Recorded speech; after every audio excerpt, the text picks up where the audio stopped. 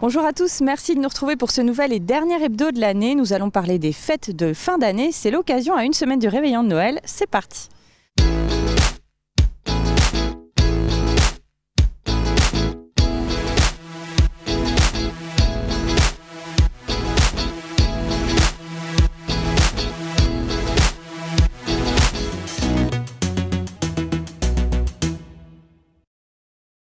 Nous sommes sur la place des Vosges, je suis avec Patrick Nardin, bonjour. Bonsoir. Je rappelle que vous êtes maire d'Épinal.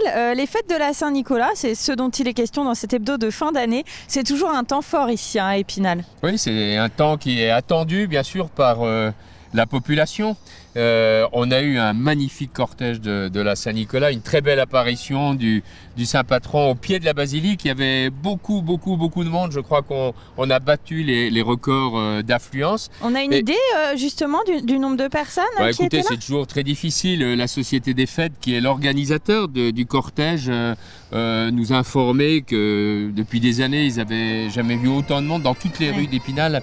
Donc on estime toujours entre 30 et 35 000 personnes à peu près. C'est la plus grosse manifestation d'Épinal.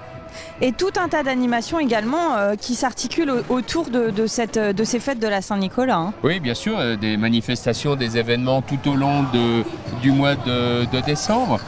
Bien sûr, tout ce que peut offrir le village de la Saint-Nicolas, organisé par Épicentre. Mais là, maintenant, on rentre dans le vif du sujet, puisque ce soir, ce sont les vacances scolaires. Donc, nos bambins pourront profiter de la patinoire, qui est maintenant installée placée de Monthenri, au pied de la basilique. Et puis, ce week-end, on va avoir un très beau spectacle de déambulation. Donc, samedi et dimanche, départ à 17h de la place Pinault, direction, on traverse la ville et direction la place des Vosges. Très, très beau défilé de déambulation par des artistes.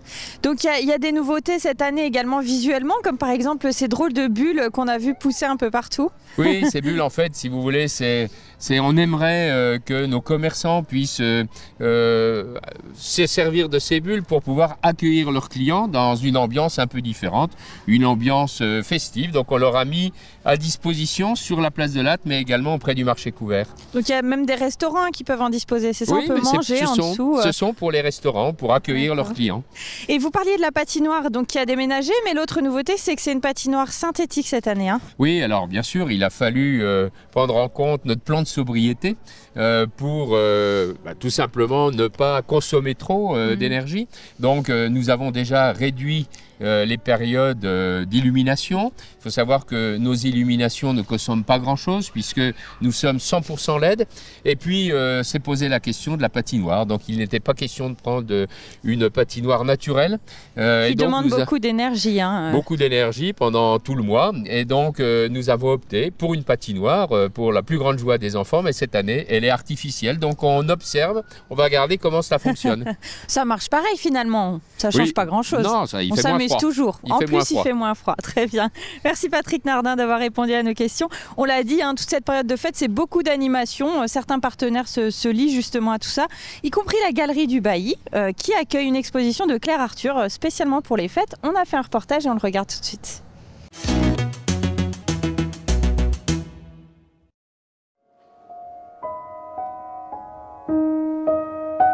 Un léger courant d'air et les œuvres semblent prendre vie, des scénettes en mouvement du coup quasi permanent, sorties tout droit de l'imaginaire sans limite de Claire Arthur.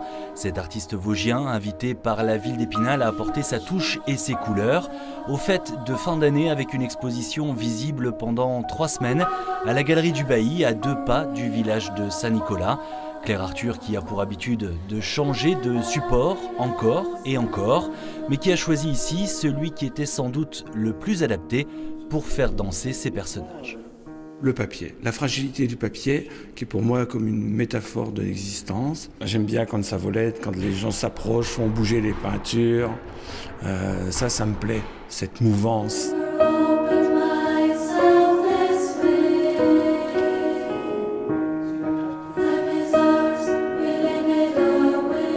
La mouvance, le changement, voilà qui définit bien l'artiste puisqu'en un peu plus de 40 ans de carrière, Claire Arthur s'est penchée sur le dessin, la peinture, les images d'Épinal, le théâtre, la littérature jeunesse, entre autres. En fait, on pourrait écrire un livre sur son parcours et d'ailleurs, Ça a été fait, la sortie est prévue en 2023, un ouvrage qui reviendra sur les différentes étapes qui ont fait que Claire Arthur est devenue Claire Arthur. C'est un parcours pour moi inattendu, réussi et un peu merveilleux quand même, parce que jamais j'aurais pensé faire ça. Pouvoir faire ça. Jamais, quand j'avais 25 ans, je ne pensais pas que je pouvais dessiner, je ne pensais pas que je pouvais écrire. Tout ça, c'est un monde mystérieux que j'avais au fond de moi, puis qui est sorti, et ça reste toujours un mystère. Mystère ou pas, Claire Arthur nous propose donc une nouvelle exposition, vent de lumière mêlée de poussière, à découvrir jusqu'au 24 décembre à la Galerie du Bailly, à Épinal.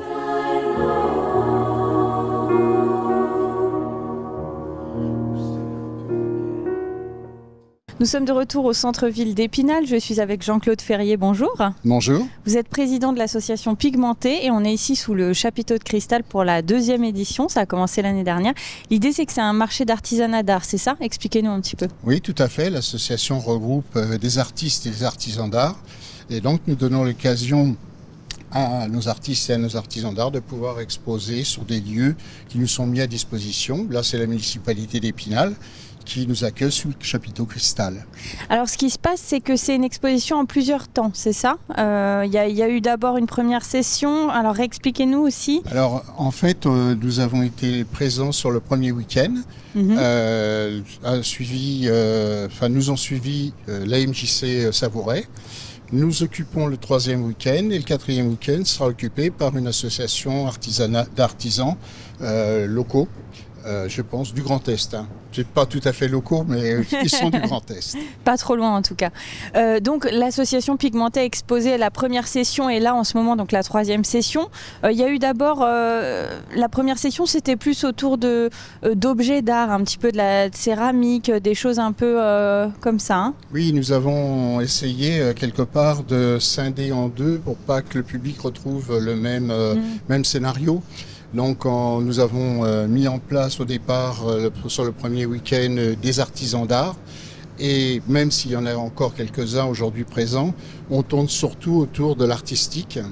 Oui, plutôt du tableau, ce genre de choses. Du tableau, de la sculpture, voilà, des choses qui sont un petit peu plus tournées vers l'art plastique. Alors comment se passe cette édition? On sait que l'année dernière ça avait plutôt bien démarré avec environ 2000 visiteurs, mais là on a déjà explosé les scores. Hein. Oh, déjà sur le premier week-end ça a été la folie, pour nous tout du moins. Et ensuite bien évidemment, là aujourd'hui c'est un peu plus calme. Hein. On est sur la semaine. Oui. Je pense que demain et après-demain, alors on verra dimanche avec... Vous savez ce qui se passe dimanche? Bien sûr. Et donc en fait, oui, je pense qu'on va atteindre facilement 3500 personnes, 3500 visites en fait sur les 2 week-ends. Surtout qu'il faut rappeler que l'année dernière, il y avait quand même un petit handicap, si on peut dire, c'était le fameux pass sanitaire qui était toujours en vigueur, hein, qui pouvait être contraignant aussi pour les gens. Oui, c'est vrai que le pass sanitaire était contraignant. On a vu beaucoup de gens venir devant le chapiteau et faire demi-tour, soit parce qu'ils n'étaient pas vaccinés et ils apprenaient effectivement que nous prenions que les personnes qui étaient avec le pass sanitaire. Alors pour revenir sur l'association Pigmenté, rappelez-nous un petit peu combien d'artistes sont réunis Alors ici, quand on organise une manifestation, en fait, nos 74 adhérents sont conviés à participer. D'accord. Chacun dispose de son invitation. Soit ils acceptent de venir, soit ils passent leur tour et puis ils viendront sur une autre exposition qu'on organisera ultérieurement. Donc, En tout cas, belle visibilité pour ceux qui participent et puis l'occasion de faire quelques ventes à l'approche des fêtes de Noël, j'imagine. Ah bah oui. De toute façon, ça, c'est l'occasion rêvée d'avoir une manifestation comme celle-là à l'approche des fêtes de fin d'année. Très bien, merci Jean-Claude Ferrier. On vous souhaite de bien finir justement cette édition 2022. Quant à nous, on regarde un second reportage tiré de nos archives. On le sait, hein, les marchés de Noël fleurissent un petit peu partout, même en zone rurale. On était du côté de Bouc-sur-Ule. On regarde et on se retrouve juste après. C'est un marché savoureux et authentique dans un petit coin de campagne des Vosges près de Charmes. La municipalité du village de Bouc-sur-Ule, 175 habitants, dont 2 commerçants, a eu raison d'y croire en lançant cette initiative il y a 5 ans. Le marché est aujourd'hui géré par une association et c'était encore une évidence samedi dernier. Les paniers et cabas se remplissaient à vue d'œil de produits locaux. C'est au-delà des espérances qu'on avait pu avoir il y a 5 ans. Alors la philosophie, c'était au départ de donner de la visibilité aux commerçants de Bouxerules, notamment à l'horticulteur. Alors là, c'est pleinement réussi, parce que là, vous voyez, on est dans les serres de l'horticulteur. Les gens de Bouxerules jouent le jeu, quoi. La plupart des gens de Bouxerules viennent faire des courses ici, et c'est aussi un lieu de rencontre, de lien social, c'est important. Au marché de Bouxerules, tout le monde y trouve son compte, avec la convivialité en prime. On fait le marché à Bouxerules depuis le début et ça permet de se faire connaître. Déjà pour les gens parce qu'ils ont un intérêt à acheter du local de plus en plus et puis on fait des produits vraiment artisanaux, quoi. Voilà. Le marché, c'est aussi une ambiance. Ah, c'est une ambiance, ouais. Je crois que c'est une drogue presque. N'oublions pas que Bouxerules, ce n'est qu'à 5 km de Charmes, donc les habitants de Charmes en profitent aisément. Qu'est-ce que vous aimez dans ce marché ? La convivialité, la bonne ambiance. Non, vraiment, c'est très bien. C'est tout du frais, et voilà. Et on est quitte d'aller toujours dans les supermarchés. On habite un village à côté, et puis voilà, on veut manger local, manger bien, sain, et voilà. Le marché est toujours animé, parfois en musique, et c'est aussi l'occasion de se faire connaître, comme pour la mutualité sociale agricole, qui proposait une action alimentaire et la dégustation de soupes gratuites. Que les gens puissent retrouver dans les soupes ce qui se fait sur le marché. Il y a également des recettes avec de la viande, les œufs, les fromages que vous pouvez trouver aujourd'hui sur le marché. Le succès grandissant, le marché qui a lieu les 2e et 4e samedis de mars à décembre pourrait bien se dérouler toute l'année. C'est l'exemple parfait de ces projets qui fleurissent et font vivre la ruralité. Nous sommes de retour du côté d'Épinal sur le marché de la Saint-Nicolas. Je suis avec Sandrine Ebra. Bonjour. Bonjour Anaïs. Je rappelle que vous êtes présidente de l'association de commerçants Épicentre, donc qui organise ce marché. On vient de le voir dans ce reportage. C'est vrai qu'il y a de plus en plus de petits marchés de Noël qui fleurissent sur le département. Celui-ci est plus ancien. Est-ce que ça fait un petit peu concurrence peut-être ou pas forcément ? Non, tant mieux en fait. Plus on est, mieux c'est. On est quand même à côté de l'Alsace et l'Alsace est réputée quand même pour être Noël. Pourquoi pas les Vosges aussi en fait ? Oui, c'est vrai que voilà, on peut voir les Alsaciens comme des concurrents, mais voilà, on peut faire les deux. En Alsace, on fait le tour de tous les petits villages et on finit par Strasbourg et par Colmar. Et faites la même chose dans les Vosges. Alors cette année, de nouvelles décorations, c'est aussi ça, votre touche à vous qui avez pris la présidence, c'est ça ? C'est ça. C'est toujours ramener un petit peu de magie dans un contexte pas toujours facile, même si de mieux en mieux. On a fait cette interview déjà l'an dernier et voilà, aujourd'hui c'est encore mieux, tout va bien. Donc c'était ramener un petit peu de chaleur, de convivialité. On a investi dans du mobilier, vous pouvez vous poser au marché de Noël. Là où avant on passait, aujourd'hui on a plaisir à y rester. Des tables, voilà, pour s'installer, manger, ce genre de choses. Exactement, et puis plein de petites animations qui viennent aussi égayer tout ça. Alors rappelez-nous un petit peu combien de chalets, combien d'exposants et quel genre de produits on peut trouver ici. On a une 20aine de chalets, pas mal de choses assez gourmandes. Du sucré, du salé, un petit peu de bière artisanale aussi, ça réchauffe. Il n'y a pas que le vin chaud, même si c'est un incontournable du marché. Et puis aussi un petit peu d'artisanat avec de la création de bijoux, d'accessoires en tissu, un peu d'épicerie fine. On est variés. Et à nouveau cette année, le fameux chalet du Père Noël, qui cette année est vraiment mis en valeur. Parfois il est accompagné aussi et puis il propose des séances photos, c'est ça ? Oui, c'est ça, avec un elfe qui le rejoint et on offre la photo avec un photobooth. Et quelque chose de vraiment plaisant pour les enfants, mais pas que, c'est aussi pour les grands. Donc il y a son petit allée du tapis rouge qui est là, gardé par des casse-noisettes et on accède pour voir Père Noël. Quelle chance. Et gratuitement. En plus, il faut le préciser.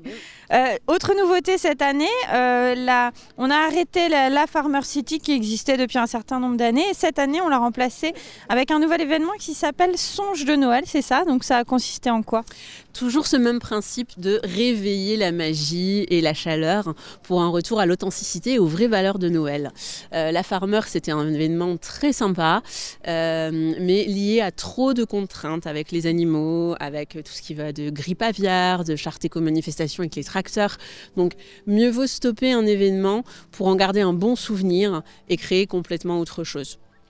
Et le marché de Noël, c'est aussi l'occasion de faire un petit peu la fête parce que tous les vendredis soirs à 18h, il y a un after work avec un DJ. Ouais. Nicolas de chez Vibes qui vient avec ses platines, sa bonne humeur et qui vous fait danser pour là encore vous réchauffer. Et j'aimerais terminer en rappelant que cette année, vous essayez un petit peu de donner de l'élan aux commerces locaux en incitant les gens à faire leurs courses de Noël avec des produits locaux. Expliquez-nous un peu le principe. On a mis en place un petit jeu qui s'appelle Vivez un Noël 100% local. Donc c'est des petites cartes que vous récupérez chez vos commerçants adhérents à Épicentre. Vous faites 5 achats, vous mettez votre bulletin dans la petite boîte aux lettres là qui est en face de nous, donc devant le chalet du Père Noël. Et à la fin, c'est un tirage au sort pour gagner plein de cadeaux locaux là encore. Donc week-end, gastronomie, soins, plein de trucs très sympas. Donc on a tout ce qu'il faut finalement pour passer un bon Noël à Épinal. Absolument tout. Très bien, merci Sandrine d'avoir répondu à nos questions. Tout de suite, on regarde les infos de la semaine.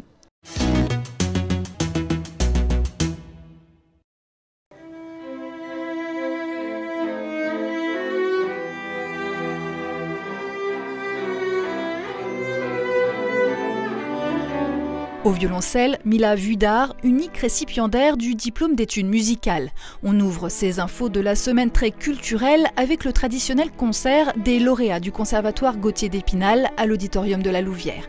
C'était vendredi dernier, l'occasion également pour 3 autres élèves de recevoir leur diplôme de 3e cycle, avec au programme Jenkins Elgar ou encore Johann Strauss, avec la participation de l'orchestre symphonique du Conservatoire sous la direction de Simon Paulin.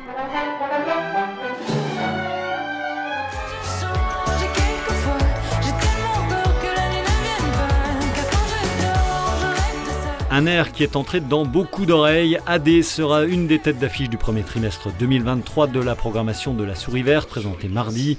La SMAC, la salle de musiques actuelles, s'ouvrira comme toujours à un maximum de registres et développe également son ancrage auprès du jeune public de l'agglomération spinalienne en proposant, outre des concerts d'artistes reconnus, parfois décentralisés d'ailleurs, la possibilité de créer, d'enregistrer et de se produire sur scène. Le début de la nouvelle année sera également marqué par le retour du 8 au 11 février du Festival des cultures urbaines Break the Ice.